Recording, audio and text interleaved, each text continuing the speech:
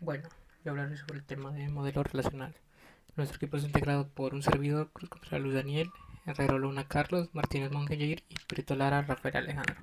Como primer tema tenemos que es una base de datos. Es un tema conceptual muy fácil y es de los pilares que debemos saber. Lo entendemos como una colección organizada de información o datos que se almacenan de manera estructurada, claramente relacionadas entre sí para que puedan ser gestionados, accedidos y actualizados de manera eficiente. Tenemos lo que es un DMS, Sistema de Administración de Base de Datos, por su traducción en español, que es un software o una colección de programas que se especializa en ayudar, crear, organizar, acceder y mantener de la manera más eficiente y sencilla una base de datos.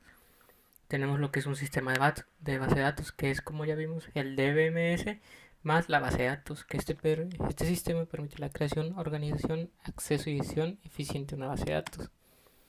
Tenemos también lo que es un esquema de base de datos, que es la descripción de una base de datos. Tenemos lo que es un diagrama del esquema, que es a cada uno de los objetos del esquema se le denomina este nombre, y la representación de un modelo de base de datos, a cada uno de estos objetos se le conoce como el elemento del esquema. Bien, mi nombre es Rafael Alejandro Prieto Lara y yo le voy a explicar los siguientes temas. Para empezar, les voy a explicar sobre qué es la arquitectura de tres esquemas. En esta arquitectura se describen los siguientes tres niveles, los cuales son el nivel interno. En este nivel se utiliza un modelo de datos de bajo nivel o físico, el cual proporciona los detalles sobre cómo se almacenan los datos dentro de una computadora. El nivel conceptual, que tiene un esquema conceptual, describe la estructura de base de datos completa para un grupo de usuarios. Los modelos de datos conceptuales utilizan conceptos como entidades, atributos y relaciones. El nivel externo o de vistas incluye varios esquemas externos o de vistas de usuario. Cada esquema externo describe parte de la base de datos que interesa a un grupo de usuarios y oculta a ese grupo del resto de la base de datos. Un ejemplo de esto es la imagen que tenemos aquí, donde se describe gráficamente cada nivel. El siguiente tema que les voy a explicar es acerca de la independencia de datos, en la cual existen dos tipos de independencia de datos, las cuales son la independencia física, la cual se refiere a la posibilidad de realizar cambios en el modelo interno sin que se vea afectado el nivel lógico conceptual, y la independencia de datos lógica, la que se refiere a la posibilidad de realizar cambios en el modelo lógico conceptual. Un ejemplo de esta última es cuando se agregan nuevos tipos de registros a nuevas relaciones, lo cual puede ser posible sin afectar las vistas externas existentes. Y por último, el último tema que me toca explicar son las fases del diseño de una base de datos, las cuales son las siguientes. El análisis del entorno del usuario. En este paso, el diseñador de la base de datos estudia y comprende el entorno del usuario, identificando así todas sus necesidades. El segundo paso es el desarrollo de un modelo de datos conceptual. Al entender el entorno del usuario, el diseñador de la base de datos desarrolla un modelo conceptual detallado de la misma, en la cual identifica todas las entidades, sus atributos y las relaciones entre que llevará. El tercer paso es la elección de una DBMS. En este paso, el diseñador elige el sistema gestor de base de datos que satisfaga mejor las necesidades para el entorno. El cuarto paso es el desarrollo del modelo lógico. En este, el diseñador mapea el modelo conceptual del modelo de datos utilizado por el DBMS elegido, lo que resulta en un modelo lógico. El quinto paso es el desarrollo del modelo físico. En este paso, el diseñador considera tanto la estructura soportada por el DBMS elegido como los recursos de hardware y software disponibles. El sexto paso es la evaluación del modelo físico. En este paso se considera conveniente desarrollar un prototipo que implemente una porción seleccionada de la base de datos. El séptimo paso es la realización de una afinación si es que lo indica la evaluación. Esto es para mejorar el rendimiento que se pueden realizar como las modificaciones de estructuras físicas u optimizaciones de software. Y por último, la implementación del modelo físico. Si la evaluación es positiva, se pasa a la implementación del modelo físico y la base de datos se vuelve operativa. Hoy hablaremos sobre el modelo de entidad-relación. Es una herramienta para diseñar base de datos. Usa entidades como objetos y relaciones para representar datos y sus conexiones. Facilita la comprensión y diseño de base de datos eficientes. También están lo que lo conforman son las entidades, atributos y relaciones. Aquí vamos a hablar sobre las entidades. Las entidades son objetos del mundo real o conceptos abstractos como personas, lugares, objetos, eventos o conceptos. En una notación ER se representan mediante rectángulos.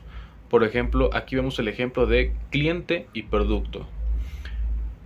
Cliente representa, como bien lo dice, a una persona, ¿vale? Entonces, por lo tanto, sí puede ser una entidad. Y producto representa a un objeto. Y de igual manera puede ser una identidad. Ahora tocan las relaciones. Las relaciones describen cómo las entidades están conectadas o interactúan entre sí. Se representan mediante ambos y se nombran para indicar la naturaleza de la relación. Como podemos ver, regresamos al mismo ejemplo, está cliente y producto, pero algo los tiene que unir, por eso se llama relación, algo los tiene que relacionar entre sí.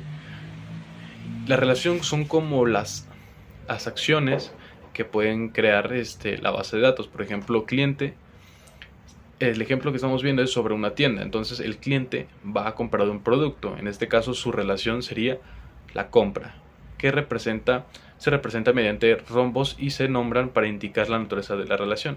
En este caso aquí está el rombo y vemos que dice compra. La relación se llama compra, porque el cliente compra producto, ¿vale? Y por último vamos a ver los atributos. Los atributos son las características o propiedades que describen las entidades. Por ejemplo, el nombre de una persona o la fecha de un evento. Se representan dentro de las entidades con óvalos.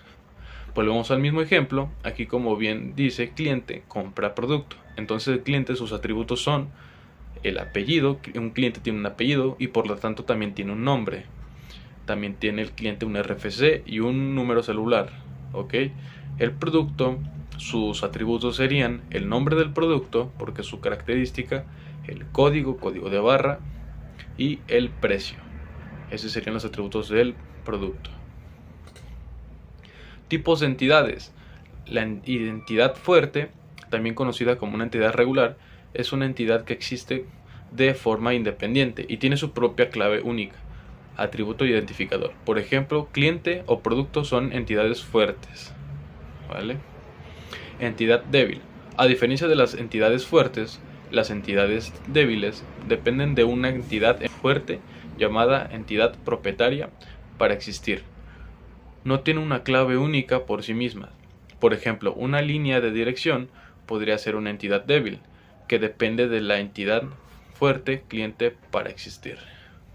Con el modelo relacional, tenemos los tipos de relaciones. Un tipo de relación entre entidades se define como un conjunto de asociaciones o conjunto de relaciones.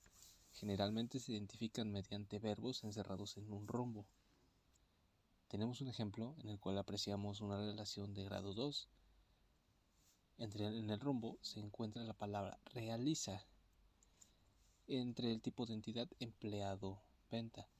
Quiere decir que un empleado realiza una venta, cada una de ellas con sus respectivas asociaciones. El grado de un tipo de relación se refiere al número de tipos de entidad que participan en él. Existen de grado 2 o binarios y de grado 3 o ternarios. Asimismo, los atributos en los tipos de relaciones.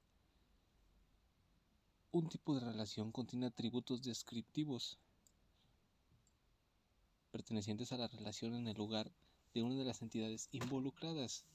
Para distinguir una ocurrencia de otra, es necesario un atributo discriminante.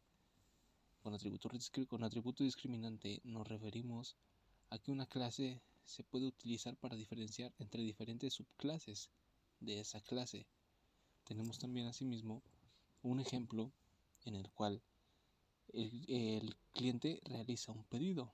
Cada pedido tiene una fecha, el cliente tiene un DNI y el pedido se compone por un artículo. Asimismo, tiene un atributo llamado cantidad. Se puede definir más de un atributo en un tipo de vínculo, relación. Y para finalizar, no menos importante, las cardinalidades de una relación.